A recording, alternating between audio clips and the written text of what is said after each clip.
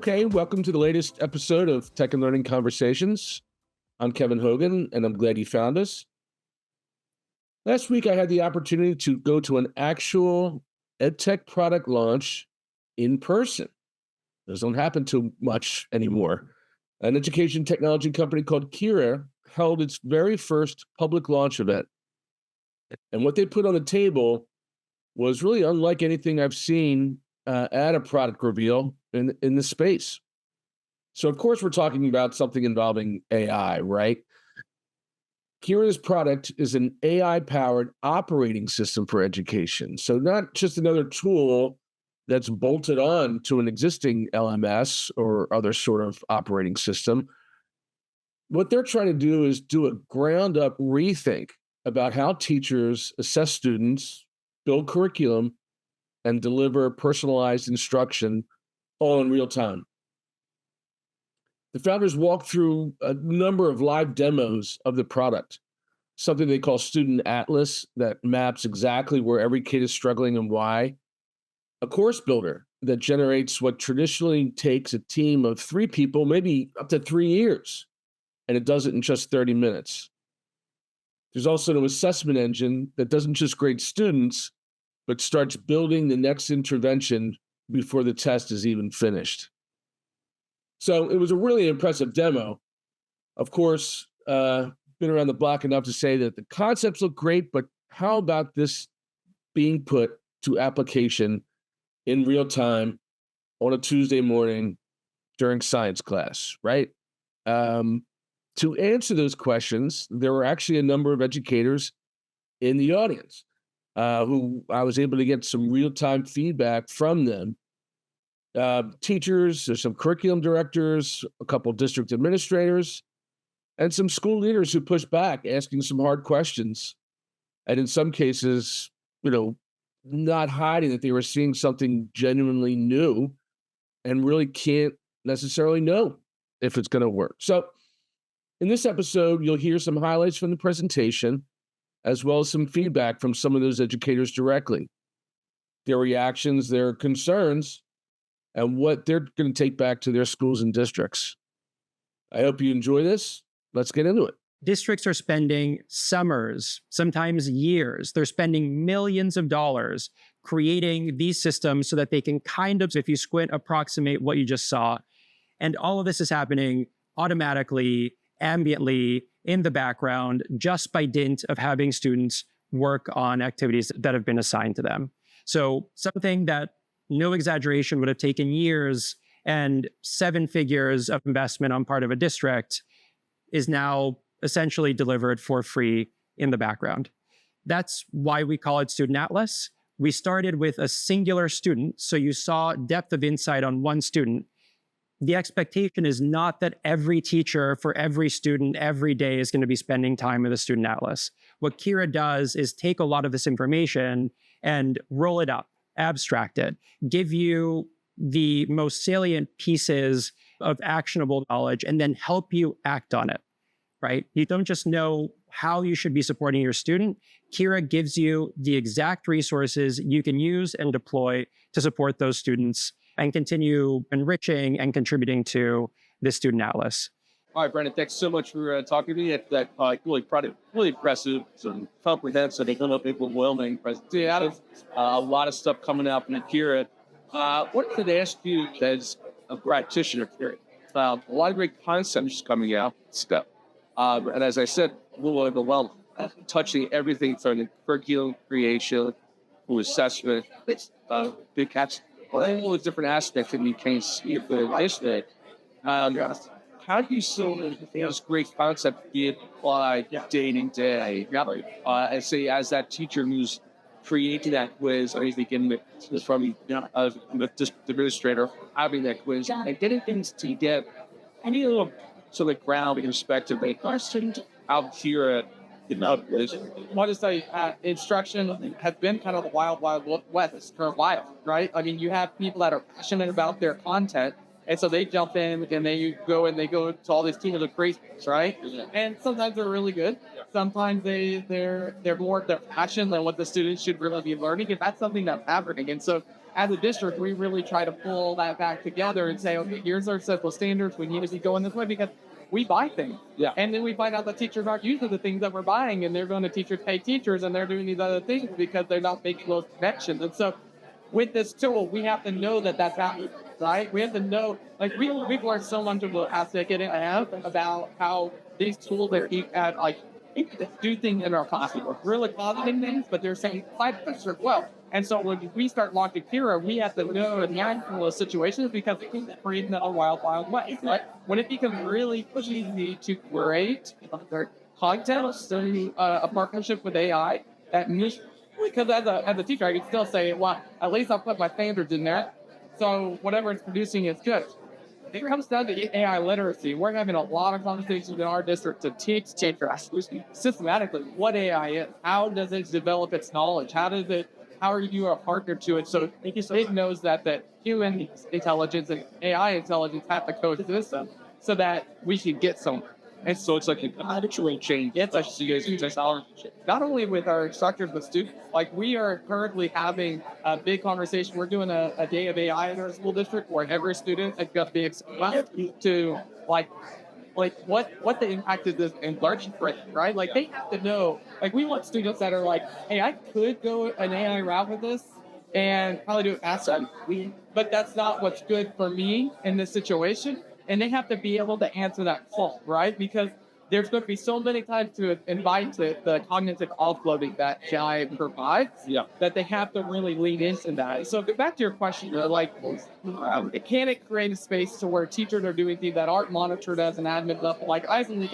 like, when we start talking about administrative deployment of tool like this, that you have to have a powerful leadership structure to really roll something out like this that gives the teachers the right amount of agency, but also make sure that students that are in Algebra 1 with Mr. Chitty and Algebra 1 with Mr. Hogan are all learning the same thing, so that they're not having these different experiences that produce different levels of intelligence, right? Yeah. So it's great to have teachers. We want diversity in our classroom. We still want to make sure that our what the students are coming out with are really important. And so with a tool that can just all apply to those things, there has to be some parameters that control around that. And I believe Andrea talked a lot about how they're looking at that and that they're building into those things. Because if you look at the competitors in the space, they're not really having that conversation, right? They're just, the teacher buffet has been close for decades, right? So when the AI tools came out, it was quickly easy to mask like an LLM with, IEP tools or lesson plan tools and do all that, and it had the cup, right? But also it allowed teachers to really personalize with what they should do. Yeah. And so having that oversight with instructional guidance professionals that know that space, know the curriculum like the back of their hands. And in Oklahoma, we have teachers trained that kind of certified teachers, people that never went to instruction college, right? And so we can't, those people need either. They can't just be handed a tool that says, hey, tell us what they want. Yeah. Because they don't really know what they want. Yeah. And with that separation, it can create a wild. So I think that it's tools being very intentional on building out services that allow, I'm going to use the word control, but facilitation. Yeah. Appropriate delivery and contact, I think is important, and can really create a partnership between the teacher and there's certain levels of that to be dynamic, but there's certain things that are structurally. Yeah. Now, that's a cutting edge district to talk about it.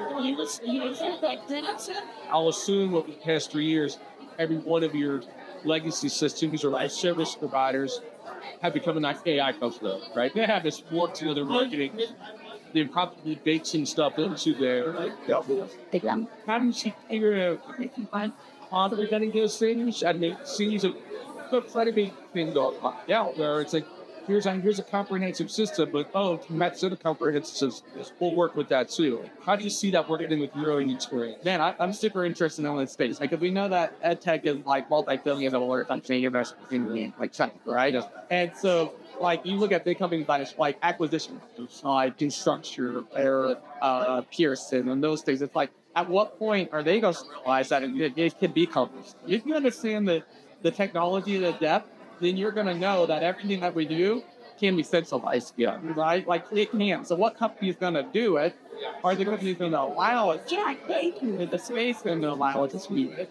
And I love that we have a company that's at the ground floor here that's not doing. Yeah. And so I am not loyal to the company. People think I'm Mr. Kansas, right? Let me manage the system. And I mean, it's been in our development of student-teacher relationship to connect that to their learning and their grades and everything. So it's been huge. It's a step, right?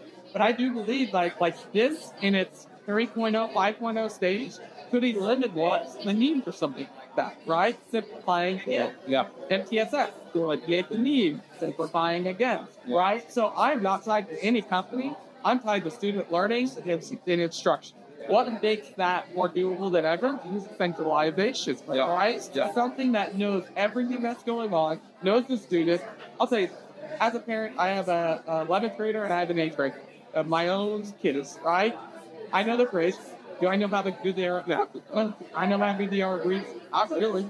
Do I know really what they're interested at so I can have conversation in the house with a vision of careers? No. But if a tool like this has all this information on a kid, can it ask them interest questions throughout and such? But can I just vision them in careers? Can it expose them to careers that fit their interests? And then even talk to me as a parent, hey, at dinner tonight, have this conversation with your student. They're struggling here. Encourage them. Make sure that they know that they can learn. That is their mindset. I think that's a society. We have to address the fact that we've never taught learning how to learn. We taught adults how to teach. Learning is hard. And we've always we stick to tap leap for this stuff. That's human, right? And so we have to teach kids that it's okay that it's hard. Usually the youth goes in and they go dive in deep the things that are easy. And they're like, okay, this is what I'm good at. That's not a growth mindset. Yeah. That's early exposure and then just launching into something that feels good, right? Like we have to teach kids that free learning, you can do anything you want, but it's not going to be fun. Like it's going to be hard. And if they understand how powerful the tools of the day. Yeah.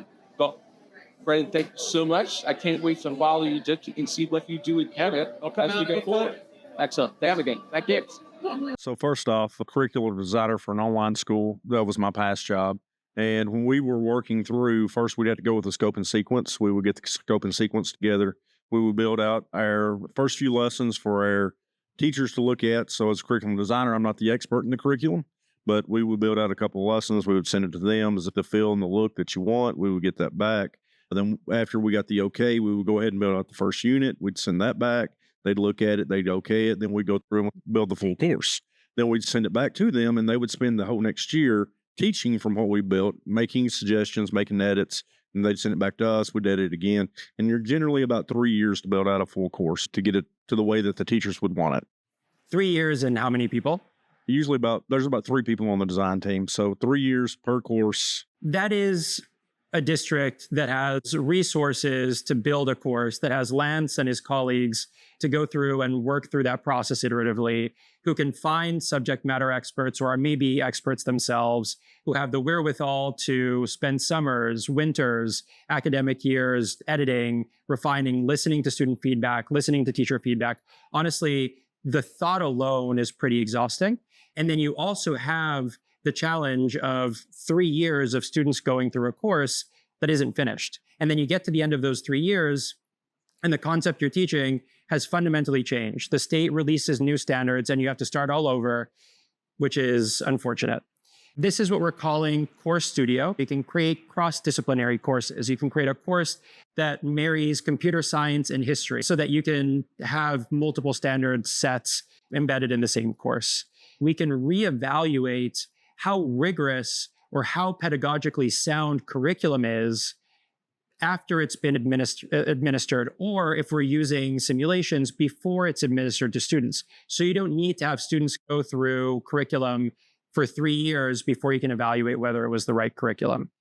Oh, thanks so much for stopping me and talking to me today.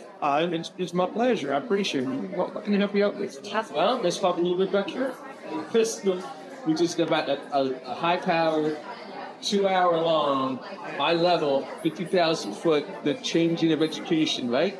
Our brain is full. But I got a couple questions I think you might be able to help me with. All right. Well, I mean, I'll be honest. I came in on the computer side as a teacher who I want to teach computer science as HTC. So I got exposed to computer. Well, I had to get my computer science and dentistry. I fell in love with it, and I got to go ahead and the teacher trail, so we start playing with it, and I tried to keep pushing the envelope to see what I could do. End up teaching here playing. Not like some of you, I started cheesing that about the time because I started an atlas, and I don't think I quit. Yeah. What was the thing that kind of really was the light bulb moment for you, or the aspect of the future that really kind of changed that perspective? Yeah, right. So, and when I started, I've been years up here, and I love the way that I could make the assessments for the students so they got to get so now they could ownership of what it did. But still, even at that, I have to go back and look through the questions, but where they ever struggled, so I can find a way to meet them where they were. That's the average today. It's not like it fairly made it here the standards for the stuff that they teach them, and then allowing me personal insights. That's when you can see that the script. And I love the fact that you don't have to trade it. Less for those teachers, student helps. They're freaking excited. They're trying to integrate here and not kind of it. They didn't take that lesson that they and they could fold that in there and it could just go over student activity around that. It's real time. So that the teachers know whether or not what they're doing works. Yeah. Some of this lady like this, me personally, when I give you a sense of it, someone have me brain go back to there because I have to believe you have all those steps and it lets me look because I wasn't know it very he doesn't sing the same either. And I think that's excited here, right? Yeah. It's what the gist where it's actually like together. It's so good in nice.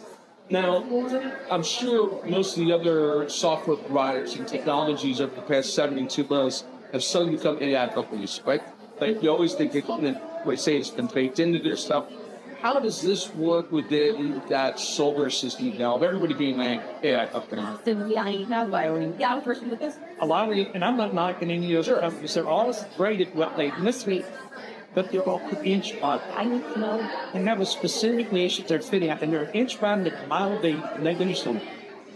And then they tried to expand lately and everything, and they're getting away from their true identity, and people are trying to decide they stayed and drip ship everything. And Kevin came on board. It was like, we integrate everything for me. Yes.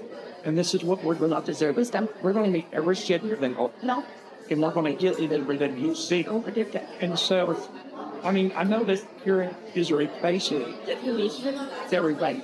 But it's also stayed on that. And it's a supplement. And I like to look at it like a Swiss Army knife. Any product is fundamental to its design.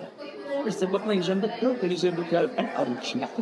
And you really I haven't shared time with you. It might be a simplicity. Yes, it modified. It's modified onto. I need somewhere it's a different in the foundation of the way that the factoring works, and it gets ownership of the learning. So the students get that. Like this new student, I'm not thinking that's her on my nerd side. It's going to get pressure and work diverse to help make sure that they support their best. And I just don't actually, if I think we continue to purchase 30 different platforms and 30 per student per year for each one of them, it's all a concentration than the already comments. It just, I wish I was going to try to take this. Yeah. Well, send the podcast. Well, you can hear the conversation. We get together, and hopefully if you guys pick it up, we can follow along and see what your success is about. Yep, right now we use it with our CPA program. Okay. And primarily done with just computer science. But I've branched out and I've got our ED program we're now using, got a culinary arts, we're adding a nursing program to it. And I'm just expanding out to other subjects to show the teachers what their capable of. And I think it's on LinkedIn. Yeah. So, I mean, when I go back, it's going to be like starting from scratch, trying to show all the new features that are there. And I can't imagine how much it would blow their mind because this is where they get started. Yeah. Because it seems to both be true, but it's somebody who's using it, and it says no fun, it's all fiction. And that to me is what's wild. All right. We'll follow along, man, as it keeps going. It's version 2.0. So thanks for time. Great to talk to you. Well, thank you for having me on today, Kevin. I appreciate everything. I had a question about the assessment, some tools that I've just recently seen. But if the goal is student learning and we're asking students questions and then it's giving feedback on how the student does and what they need to do, and it's giving that teacher and what you can do next to build that in, is there a world in where that can happen in real time? So the assessment is built as a direct success, right? So if they're doing bad on something, instead of just giving that data back, that then it takes that moment and says, okay, let's reteach it. And then let's ask in a different way to see if we can actually truly build on learning during the assessment. That's not really done in education, right? But that can almost, with your technology, be done in real time. I talked a little bit about the AI tutor, the current one we have, but the next evolution for which development is going to start almost immediately is pretty much exactly that. So in real time, can we create personalized activity types, assessments, things like that to help the student even further when they're feeling really stuck and kind of get them to that point in real time. So that's exactly what we're going to start working on. The AI tutor can see in real time what a student is working on and modify that content in real time. So if the student is presented with a multiple choice question that isn't leveled to that student's ability, we'll be able to modify that multiple choice question so that it is leveled, or we can remove the question entirely, or we can create a new example to rescaffold existing content. So with the student atlas, it can actually build the assessment per what the tool knows about the individual student and where they need to get towards success. Exactly. An assessment, curricular content, ultimately all of these things really blend together. If we have to sit students down for 4 hours to take a test multiple times a year, the value of that test is discounted. In fact, we're doing students a huge disservice because all their time is spent working towards that test. Yeah, if the goal in the assessment is learning. Exactly. Right? Yeah. So I want to thank the folks at Cura for inviting me to come and cover their launch event. It was really a fun day. I mean, not only just because there's some really cool new technology that hopefully will have an impact in classrooms, but also this was their actual offices where people in person working. The energy was great. The potential seems great. And again, my joke is always about, quote, all about the kids. Well, it really felt that way. It really is creating technologies that hopefully will improve the way that we teach and learn. So if today's conversation got you thinking, share it with a colleague. And if you're an educator working through any of these questions in your own district, we'd love to hear from you. I'm Kevin Hogan. This has been Tech and Learning Conversations, and we'll see you next time.